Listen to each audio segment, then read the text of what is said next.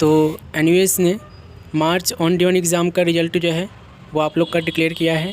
जिन students ने 1 मार्च से लेके 15 मार्च के बीच में एग्ज़ाम दिए थे उनका रिज़ल्ट यहाँ पे डिक्लेयर हो गया है। और अगर आपने अभी तक रिज़ल्ट को चेक नहीं किया हो तो रिज़ल्ट को चेक कर लो, लिंक मैंने आपको वीडियो के डिस्क्रिप्शन में दे दिया हूँ। इस वीडियो में हम समझेंगे कि 16 मार्च से लेके 28 मार्च के बीच में जो आप लोग के एग्ज़ाम हुए थे वो रिज़ल्ट कब तक आने वाले हैं, एनयूएस कब तक डिक्लेयर करेगी। और काफ़ी सारे ऐसे स्टूडेंट्स हैं जिनके रिज़ल्ट अभी डिक्लेयर हुए हैं, उनके रिज़ल्ट में काफ़ी सारी दिक्कतें हैं, जैसे कि SYC है, SYCT है, SYCP है। और कुछ स्टूडेंट्स को तो ऐसा है कि उन्होंने TOC का सब्जेक्ट लिया था, मार्कशीट वगैरह सब सबमिट कर दिए, लेकिन TOC का सब्जेक्ट उनका ऐड होके नहीं आया है। कुछ स्टूडेंट्स के मार्क्स पूरे 33% बन रहे हैं, लेकिन फिर भी उनको क्या कर रखा है, SYC दे रखा है, SYCP दे रखा है, SYCT दे रखा है। तो इन सब का हम यहाँ पे प्रॉब्लम को समझेंगे और सलूशन को भी देखेंगे। सबसे पहले हम बाकी बच्चे रिज़ल्ट के बारे में बात कर लेते हैं। तो देखो 16 मार्च से लेके 28 मार्च तक आप लोग का एग्ज़ाम जो चला था लास्ट, और ये जो रिज़ल्ट है आप लोग का आने वाले अगले 10 दिनों के अंदर डिक्लेयर हो जाएगा, ठीक है ना। 10वीं क्लास का भी और 12वीं क्लास का भी।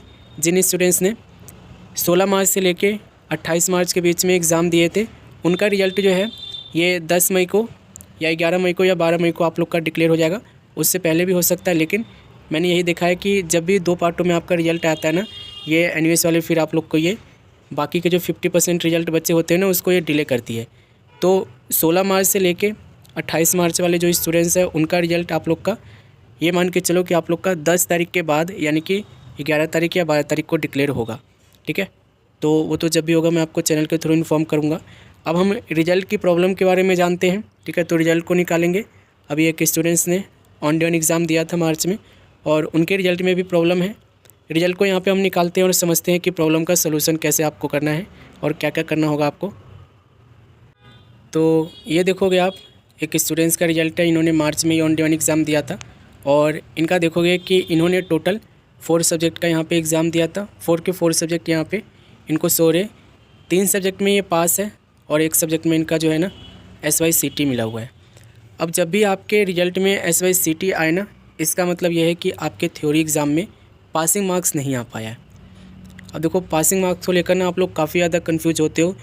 10वीं क्लास के स्टूडेंट्स के लिए बोला गया है कि आप थ्योरी में अगर 33% ला सकते हो सेपरेटली तो ले आओ, आपको प्रैक्टिकल में पास होने की ज़रूरत नहीं है। आपको थ्योरी एग्ज़ाम में बस 33% ले आओ, आप पास माने जाओगे। वहीं 12वीं क्लास के स्टूडेंट्स को बोला गया है कि अगर आपको 12वीं क्लास में पास होना है तो आपको थ्योरी एग्ज़ाम में 33% लाना ही है, कंपलसरी है। और अगर प्रैक्टिकल है तो प्रैक्टिकल में भी आपको 33% लाना होगा, कंपलसरी है।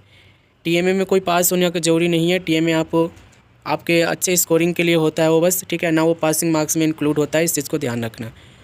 अब रिज़ल्ट प्रॉब्लम को देखो, इनके रिज़ल्ट में SYCT मिला हुआ है। SYCT का मतलब है कि इनके थ्योरी एग्ज़ाम में कम मार्क्स आया है और थ्योरी एग्ज़ाम में इनको देखोगे तो 16 नंबर मिला हुआ है बस। इट मीन्स कि इनको जो है दोबारा से थ्योरी एग्ज़ाम देना पड़ेगा।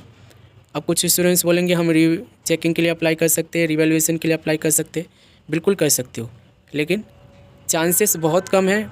5% आपका 100 में से 5% चांस है कि आपका रिज़ल्ट मार्क जो भी आपको रिज़ल्ट में दिक्कत मिला हुआ है ना, SYCT हो, इसका मतलब तो ये है कि थ्योरी एग्ज़ाम आपको दोबारा देना होगा।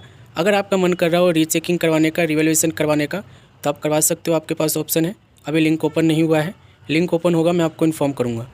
इसके साथ साथ एक चीज़ ध्यान रखना, रिवैल्यूएशन से रीचेकिंग से रिवैल्यूएशन तो होता नहीं है ऑन डे वन एग्ज़ाम में। एक चीज़ और नोट डाउन कर लेना, रीचेकिंग आप करवाओगे तो 5% चांस है कि आपका मार्क्स बढ़ेगा, 95% चांस ये है कि आपका नो चेंज रहेगा।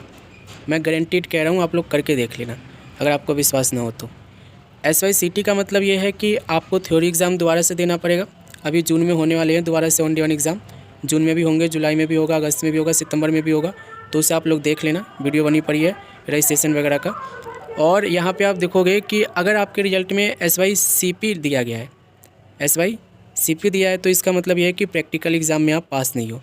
10वीं क्लास में तो ये SYCP का भी आपको देंगे नहीं, क्योंकि 10वीं क्लास में अगर आपके थ्योरी में 33% आ गए हैं तो कोई दिक्कत नहीं है। SYCP का भी आएगा नहीं, क्योंकि प्रैक्टिकल में पास होना कंपलसरी नहीं है 10वीं क्लास में। 12वीं क्लास में पास होना कंपलसरी है प्रैक्टिकल में। और SYCP अगर दिया गया इट मीन्स कि आपको प्रैक्टिकल एग्ज़ाम दोबारा से देना पड़ेगा, ठीक है। SYC दिया गया है। SYC का मतलब यह है कि आप थ्योरी एग्ज़ाम में भी कम मार्क्स लेके आए हो, यानी कि पासिंग मार्क्स नहीं है, और प्रैक्टिकल एग्ज़ाम में भी कम मार्क्स लेके आए हो, आपको दोबारा से दोनों ही देना पड़ेगा। याद रखना 10वीं क्लास के स्टूडेंट्स हो तो आपको सिर्फ थ्योरी में किसी भी तरीके से 33% लाना है।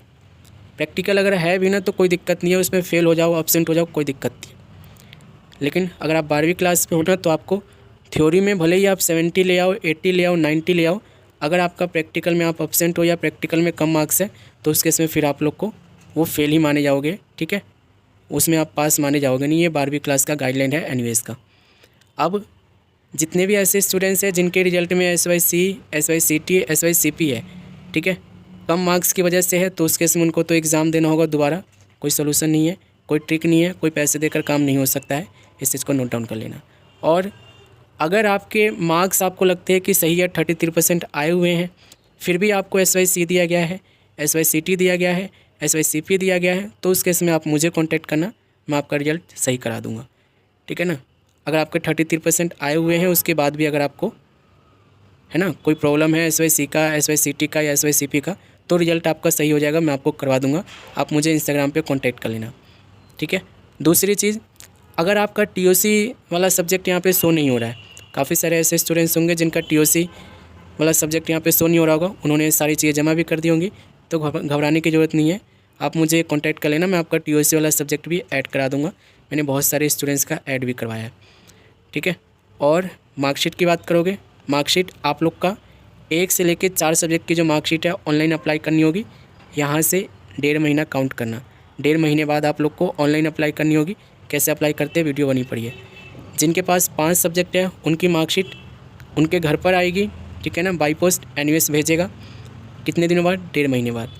डिजी लॉकर पे ऑन ड्यून एग्ज़ाम की मार्कशीट बहुत लेट आती है, बहुत लेट से मतलब है कि 4 से 5 महीना बाद आती है रिजल्ट आने के। होपफुली ये चीज़ें समझ गए होंगे। बाकी हम मिलते हैं अगले वीडियो में।